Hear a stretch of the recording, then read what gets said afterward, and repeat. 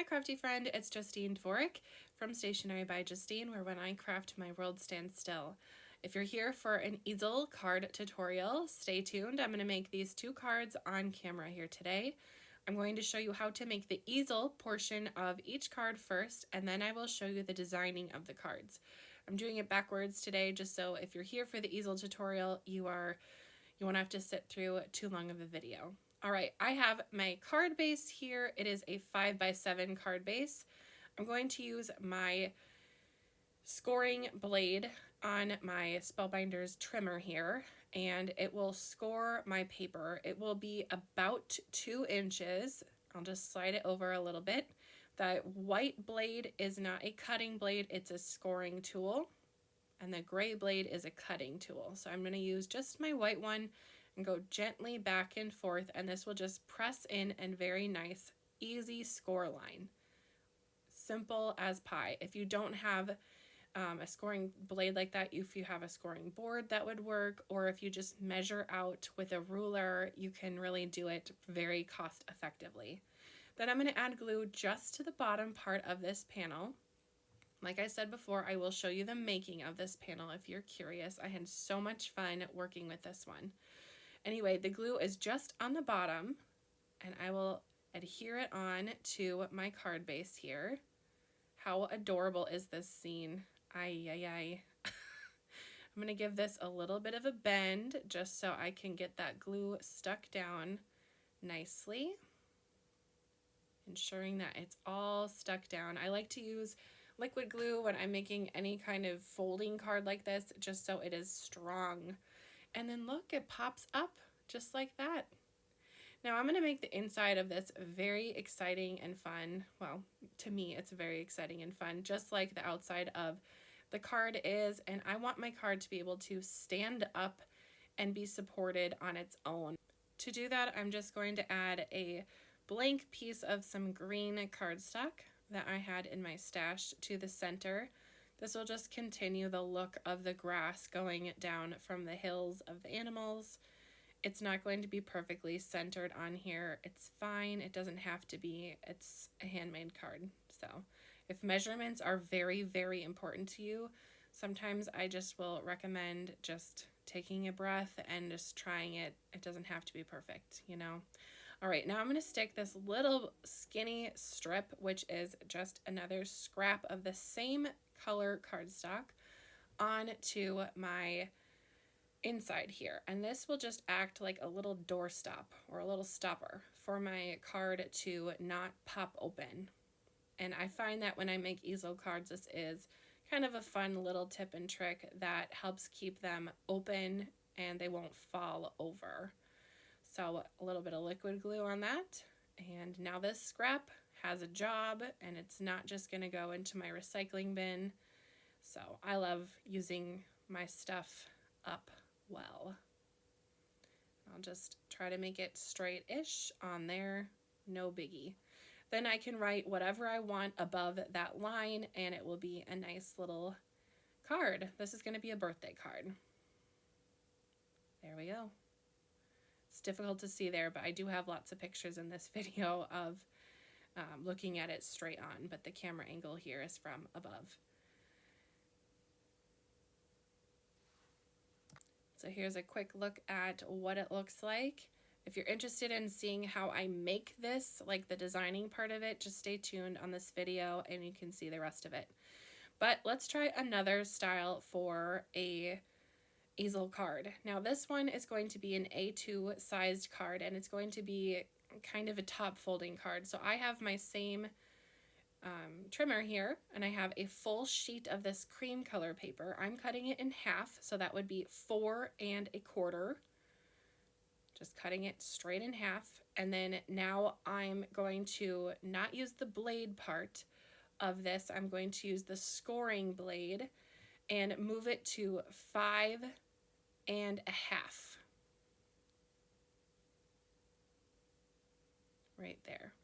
And that will just score my card in half. I love top folding cards. They're super cute, but we're going to make this one even more fun by making it an easel card. Then I'm going to take it and move it over just a little bit on the line, and that will be at 3 inches, and score there as well.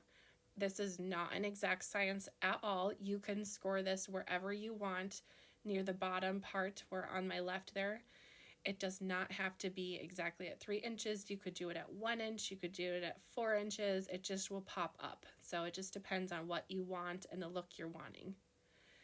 Then I'll take my Teflon bone folder and then just give these a firm press, and that will give my card some strength. And this pattern paper is so cute. It's from my stash. It's from Spellbinders from, I think, 2019. It was one of the card kits from 2019.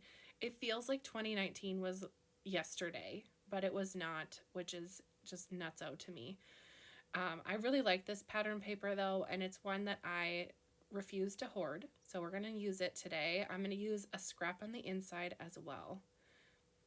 Then it will have extra life. And with these easel cards, it is wonderful to add stuff to the inside and really make it almost like a gift in itself. And I find that easel cards are kind of fun to make with gift card gifts if you know you're giving someone a gift card, because it's kind of like the present and the gift card. Speaking of gift cards, Spellbinders has these new, they're almost like a big sticker, and you can put these little stickers that are gift card holder stickers into your cards, and it is easy as peeling off the back and sticking it on. So I think they're really genius, and I will be showing those in some videos coming up here later on. So my card panel here of that pattern paper is a tiny bit weak. It is pattern paper, it is older, it's not as thick. And I want it to be nice and strong because it's going to hold my lamb with my cake. And that is so strong. So we're going to put this on my cream color cardstock just so it is nice and strong. And it can hold up to being opened and closed many times. That is so pretty. I guess I didn't have to use that cream, but I thought, why not match it? But a white would have been fine too, because this is just the back. Nobody will see it, but that's okay. Now, for my cake, I will show the designing of it at the end, but I used all these fun elements from the On the Farm collection from Spellbinders, and it pairs really well with my BetterPress collection. So be sure to check out all the little animals. I'll show you some more animals here when I use my decorations from my first card, but just adhering my panel on like this, it looks like a regular card, doesn't it? Haha. Oh no, there's not glue on the top, it's just on the bottom, and it's going to be easeling. See? Look how cute that is. And that pattern paper helps as a little stopper as well. It's very green on green on green, but I love it. And my little lamb on the cake is going to be popping up from the top, so I will just stick that cake on, and that completes my second easel card. If you have any questions about easel cards, please let me know in the comments. I will continue on this video with the designing of both of those easel cards, so let's get into it. Now here we are with all the animals on the farm. I took some paper from my stash and made some hills, and took some Simon Hurley ink and has some hills there, and then I'm using the die from the On the Farm collection, and I'm making my own stencil, my own cloud stencil. I have cloud stencils in my stash, but they are not as bouncy as these clouds are, if that makes any sense. They're more like whimsical and like soft looking, and I want something to be a little bit more like to pack a punch. So I'm going to use this thick scrap that I have just to kind of keep it nice and straight. And I will grab some Simon Hurley ink, starting at the top of my panel, and just work my way down my card here. Now this is going to go on my 5x7 easel card, so I will be trimming this out a bit, but this is a really easy way to make your own stencil if you don't have one. And I know I've showed this technique a few times. I showed it in my club video with my dinosaur And I will be showing this technique once again on a rooster shaker card that I'm going to put out later this month. But I just figured if you didn't see it and you're getting this die set that has the hills and the clouds, why not show it to you? I think it makes a really fun cloud background, and it's a good way to stretch your supplies. And I can reuse that over and over. I can just take a little bit of water and clean off that acetate and put any color on there as well. Now I'm leaving in this mistake. Are you ready for me to peel off the hill? I'm going to peel off the hill because it's too low. So per usual, I'm leaving in some of my mistakes here. I think it's helpful to know that even people who are doing cards all the time professionally still make mistakes. We're only human, and it's just paper. So as long as you're having fun, that's all that matters. And usually you can fix anything on a card.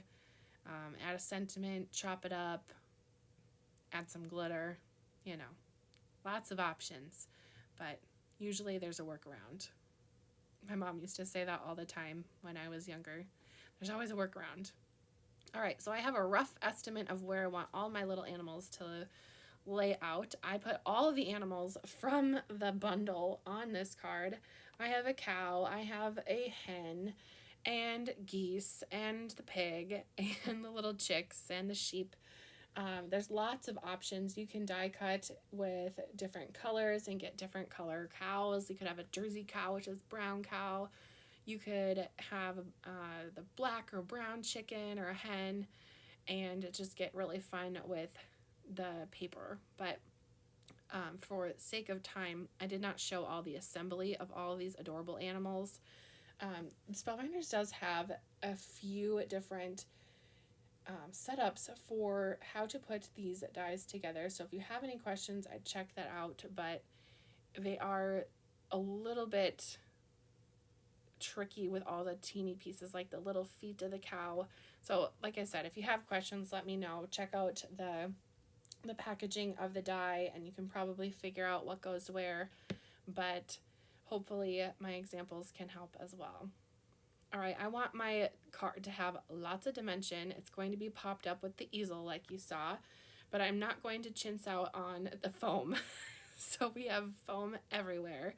Foam on the top of the cow because the top of the cow will be in line with the hills, and then glue on the feet because that is flat on the ground. Now you might notice the stool is a little bit textured looking. It's because I ended up putting Copic marker on there. I die cut it out with white paper, and Copic colored it to look like wood because I thought it was kind of cute to have a little wood stool by my cow. And I'm going to add an extra goose. That goose that's up at the top on the left, or on the right there, it will be used because why not? Why not add all the fun animals, right? And if you haven't checked out the collection, though, definitely check out the landscape edges. That is where I got that cloud and the hills. And then they also have a grassy one. So if you need just landscape kind of style dies that are very generic in a good way, I would recommend that die set. It is pretty reasonable. Like I showed before, you can die cut acetate, paper, whatever your heart's desire, and you can do it. All right, I'm going to create some dimension with my background with some of these bushes and just add a little interest and a little color differentiation with the light and the green, light green and dark green paper. And then I'm going to add a little puddle of mud for my little piggy and a little dark spot on the top there, just so it looks maybe like it's wet or something. And then I'm going to use foam again and pop up my piggy. And glue on the bottom, same thing like I did with the cow. Just adorable. There are lots of fun sentiments that go with every single animal. For example, like the pig, we'll just go with the pig. It says, sending hogs and kisses. Thanks so much. Ham it up on your birthday. You are kind of a pig deal. So there's lots of really fun ones. I chuckled for sure But I really love my BetterPress farm collection that also came out in February, and I love the sentiment, live like someone left the gate open. That sentiment was just like rolling around in my brain for months, and I knew that it had to go onto the final for the for that farm collection. And with these sweet little animals and their fence there, I thought the sentiment would be perfect. So I will be adding that sentiment to this card as well. These little chicks are so darling. I wanted to make a card that has a bunch of these little chicks on there for Easter. I might do that if I have some spare time. For more interest and such, I did just add a little bit of a shadow underneath some of my animals and just created a little interest there. Now with these geese or ducks or whatever you want to call them, there's two different ducks. There's one that's more like taller with a long neck and one that's a little more short and stout. So I ended up putting both of them on my card. And then there's these coordinating teeny tiny dies that you can add a little hat and a little handkerchief to one. I just think it's so cute. Okay, well, here is my finished card panel like you saw before. I'll just pop up my sentiment on there. If you haven't checked out my BetterPress farm collection, it's something that I think pairs really fun with this collection. You can use sentiments from this collection and my collection and mix and match and stretch your supplies even more and make something really cool. Speaking of my collection, I'm going to use my Happy Birthday BetterPress sentiment. I love this font. It is so bouncy and happy, and it just makes me happy when I look at it. So I'm using the Happy Birthday, and it has a coordinating die, so it cuts it out so perfectly and nice and tight. And then I will just add some foam and pop that on to the bottom part of my easel card, just for more interest. There's a lot going on this card. I don't have a special somebody in mind for this card this time, but when that comes up, I will certainly have somebody to give it to. I do have a godson who might be getting this card when he gets a little bit older. He's still pretty little, but we'll see. So fun. Here's a final look at it. I think I might show it one more time at the end, but enough about these sweet little guys. Let's move on to the card that I have my lamb on, or my sheep. I don't know.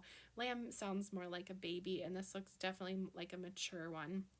So I went ahead and grabbed some fun dies that I have in my stash from January. They are from Nina and Spellbinders. I love Nina's bougie birthday collection, and she has a cake. So this cake die I knew would be fun to work with in the future, so I kept it on my desk of favorite dies. And I'm going to add this little lamb like you saw, all sorts of little frosting bits, and add the little grassy hill and the fence to make it look like a decorated farm cake, which sounds really strange, but if someone likes sheep, I think they would like this card. Plus, there's lots of fun sentiments that you could add to this card, like, well, there's sentiments I have from my collection as well, but from this On the Farm collection, there's congratulations, spelled E-W-E, like the sheep. Thank you, just for you, let's celebrate you, count the ways I love you. So it's so fun that they're all bundled together as well, so you get the stamp and die as a set. So you don't even have to worry about getting one and not the other. But this little lamb has a nightcap, which is so darling. It looks like you could make a night scene with the sheep and do like, let me count the ways I love you as like a night scene, maybe with a galaxy background. My brain just started working overdrive when I read some of these sentiments, because you could make different occasions to match the sentiments with these adorable animals. So lots of fun things that you can try out. Now my lamb was so fun to make. I did add some white paper behind the eyes, and then I just went in with a gel pen. I used the G2 from, is it Bic? Let's see. Pilot G2. My husband is obsessed with these black pens, and this is like the only pen, maybe not the only pen we have in our house. I do have my awesome pen from my Foiling Snobs Club, but these G2 pens are perfect for adding in eyeballs because they are very tiny. They come in 0, 5, 0, 7, 0, 10. I tried to use the 0, 5 because it has the teeniest, tiniest tip, and it makes a perfect little eyeball on the animals. If you're wondering what that little chunk is missing from the top of the cake that you now can't see on the front, but on the back, it was just a scrap piece of paper that I was using up, and I thought, why not make this cake? And you can't even see it anyway. So anyway, I thought I would mention it, but now it seems irrelevant. Okay, moving on to my sentiment. I'm going to use the one that says, let's celebrate you. And I think I might as well stamp out 2 of these because I love this sentiment and I have everything out and ready to go now. So I'll grab my white embossing powder and just do a little tap, tap, tap. Grab my heat gun. If you use a heat gun, be careful. It's hot and it will burn you if you're not careful. Or melt your nail polish. Hasn't happened to me yet, but it could happen. Certainly it could happen. I used a little anti-static tool and some clear embossing ink. Then for trimming out my sentiment, I pull out my sentiment trimmer, or my mini trimmer, I guess, from Tim Holtz, and just do a little bit of snipping and snapping. I'll save one for later and use one here today. I'm going to use the same happy birthday sentiment like I used on my first card. It's just so cheerful and bouncy, and I think it looks so cute. Matches my sheep with that white cardstock. I used the porcelain white from the BetterPress paper, and the sheep was the regular white cardstock from Spellbinder. So it all matchy-matchies together. I think how adorable this cake is. I wonder what flavor it would be. Maybe spinach? No. Grass? Just kidding. Probably vanilla or chocolate. All right.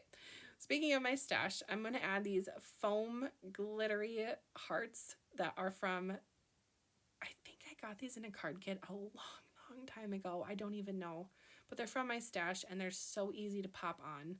And they do pack a punch because they are dimensional and they are glittery. Next, I just have to add my cake to my front panel here. The whole panel pops up, so everywhere that has pattern paper will pop up. So I don't have to worry about glue not being on the top or the bottom. No big deal at all. And then my little sheep is going to be popping up from the top, so that's okay.